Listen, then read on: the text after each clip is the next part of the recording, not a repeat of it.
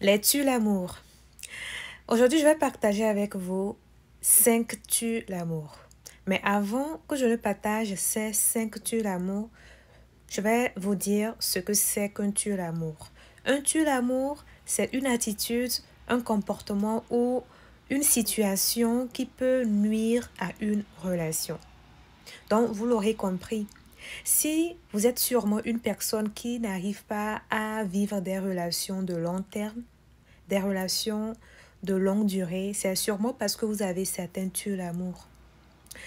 Donc aujourd'hui, je vais partager avec vous 5 tues l'amour. Mais avant que je ne partage ces 5 tues l'amour, je vais me présenter.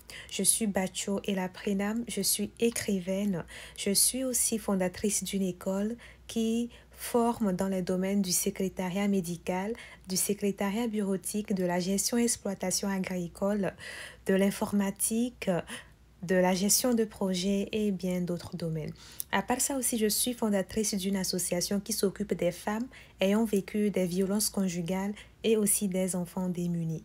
À part ça aussi, je suis à la tête d'une industrie qui transforme des fruits en sorbet glacé. C'est une industrie agroalimentaire. Et c'est quoi un sorbet? Un sorbet, c'est tout simplement une glace faite à base de fruits uniquement, sans produits laitiers, ni produits chimiques, ni sucre. Et actuellement, le sorbet qui est sur le marché, c'est le sorbet fait à base de mangue et d'ananas. D'autres saveurs s'en viennent. Alors, aujourd'hui, je vais partager avec vous 5 tues l'amour. Vous savez, beaucoup, beaucoup ne durent pas dans des relations parce que ils ont certains tues l'amour que peut-être eux-mêmes ils ignorent. D'accord? Donc aujourd'hui, je vais partager avec vous quelques tues l'amour que j'ai eu à noter soigneusement. Vous savez, des tues l'amour dans une relation, nous avons le manque de communication. Le manque de communication. Vous savez, le manque de communication, c'est quelque chose qui peut vraiment nuire à une relation. Il est important de communiquer. Il y a certaines personnes que quand ils sont en couple et que peut-être l'autre partenaire fait un truc qui ne leur plaise pas, ils le gardent pour eux. Or, ce n'est pas bien. Dans un couple, il est très important de communiquer. Quand quelque chose ne va pas, il faut oser le dire. Si l'autre fait un truc qui ne vous plaît pas, osez le dire. C'est important parce que si vous ne le dites pas, comment est-ce que la personne va le savoir pour pouvoir ne plus reproduire ce comportement?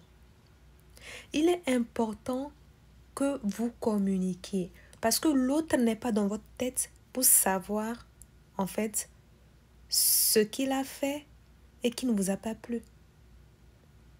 L'autre n'est pas en vous, l'autre n'est pas dans votre tête pour deviner. Osez dire quand quelque chose ne va pas. Je ne sais pas si vous me comprenez. Osez communiquer. D'accord? C'est très important. Donc, ne pas partager ses sentiments ou ses besoins peut créer des malentendus et des frustrations. Donc, plus vous allez garder ça pour vous et vous allez voir que plus vous allez accumuler. Et à un moment donné, ça va créer des frustrations. Et ces frustrations maintenant vont créer des malentendus dans le couple. Donc, osez communiquer. D'accord? C'est très important. Osez communiquer. Donc, le premier tue l'amour, c'est le manque de communication. Donc, si vous avez envie de vivre des relations sur le long terme, osez communiquer. Détruisez ce tue l'amour qui est le manque de communication. Dites non au manque de communication. Osez communiquer. D'accord? C'est très important. Maintenant, le deuxième tue l'amour, ce sont les critiques constantes. C'est-à-dire, vous êtes toujours là en train de critiquer l'autre. Vous ne dites jamais de bonnes choses à l'autre. Vous êtes toujours focalisé sur les critiques. Et je trouve que c'est quelque chose qui nuit beaucoup. Qui a envie d'être avec une personne qui ne fait que critiquer? Qui a envie d'être avec une personne qui ne cause que des disputes ou des querelles? C'est vrai que dans les couples, dans les relations amoureuses, il y a souvent des malentendus. Mais si c'est toujours des malentendus, mais je pense que ce couple n'a pas lieu d'être en fait. Avant tout, une vie de couple, c'est vraiment un espace de bonheur et d'amour. C'est un espace de partage, un espace de bonne humeur. Je ne sais pas si vous me comprenez. Chacun apporte sa part, chacun donne à l'autre, l'autre donne à l'autre. Chacun donne l'un à l'autre plutôt, d'accord? Je donne à mon partenaire me donne. Je donne le meilleur de moi, il donne le meilleur de lui à moi. Je partage mon bonheur avec lui, il partage son bonheur, afin que le couple soit un espace de bonheur. Mais imaginez que vous êtes toujours là en train de critiquer, de critiquer.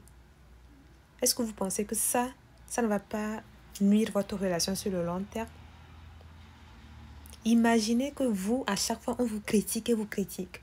Est-ce que vous aurez envie de rester? Quand on critique constamment, ça peut nuire sur le bien-être.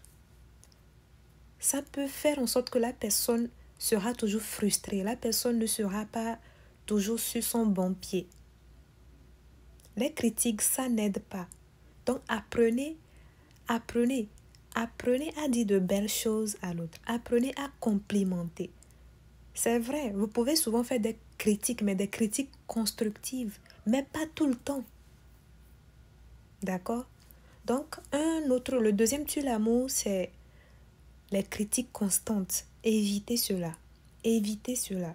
Être trop critique envers son partenaire peut miner l'estime de soi et créer une atmosphère négative. C'est ce que je le disais tantôt. C'est ce que je disais. Si vous critiquez tout le temps, vous allez voir qu'à un moment donné, ça va impacter le bien-être de l'autre. Ça peut même l'impacter dans sa façon de faire ses activités. Ça peut briser sa confiance en soi et son estime de soi.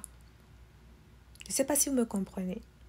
Au dehors, dans son boulot, il peut arriver qu'il rencontre des gens qui vont essayer de le critiquer. Mais imaginez que la relation amoureuse ou le couple qui est censé lui donner de la confiance en soi et de l'estime de soi est ce lieu-là qui, en fait, plutôt retire sa confiance et son estime de soi. Le couple, c'est normalement un espace dans lequel chacun peut venir se recharger près de l'autre plutôt.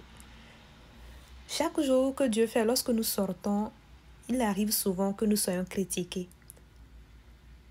Je ne sais pas si vous me comprenez. Mais après, notre souhait quand on rentre à la maison, notre souhait quand on est avec notre partenaire, notre souhait quand on est avec celui avec qui on partage notre vie, c'est qu'on puisse se recharger, c'est que cette personne-là puisse nous dire des choses qui vont nous réconforter. Mais imaginez que la personne, après avoir reçu les critiques au dehors, vient à la maison ou vient dans sa vie de couple et reçoit encore des critiques constantes. Mais ça fait fuir. Ça fait fuir et ça peut nuire totalement et même détruire la relation. D'accord? Donc, arrêtez ça. Arrêtez de critiquer constamment. Ce n'est pas bien. Si l'autre fait un truc qui ne vous plaît pas, vous pouvez le dire, d'accord? Vous pouvez le lui dire. Mais les critiques constantes, c'est-à-dire toujours critiquer chaque jour, vous êtes là en train de critiquer. Chaque jour, vous êtes là en train de critiquer. Ça ne donne pas envie de rester. Ça donne envie de fuir. Soyez une personne qui sait dire des choses qui vont augmenter la confiance en soi et l'estime de soi de son partenaire. Sachez complimenter. Sachez voir le meilleur en l'autre. D'accord? Et vous allez voir que cela va vous aider à créer une relation sur le long terme. Donc, premier tue l'amour. Le premier tue l'amour, c'est le manque de communication. D'accord? Évitez de garder les choses pour vous. Osez communiquer. Le deuxième, c'est les critiques constantes. Évitez de toujours critiquer. Sachez voir le meilleur en l'autre. L'autre n'a pas que des défauts. Il a aussi des qualités. D'accord? Maintenant, je vais partager avec vous le troisième tue l'amour.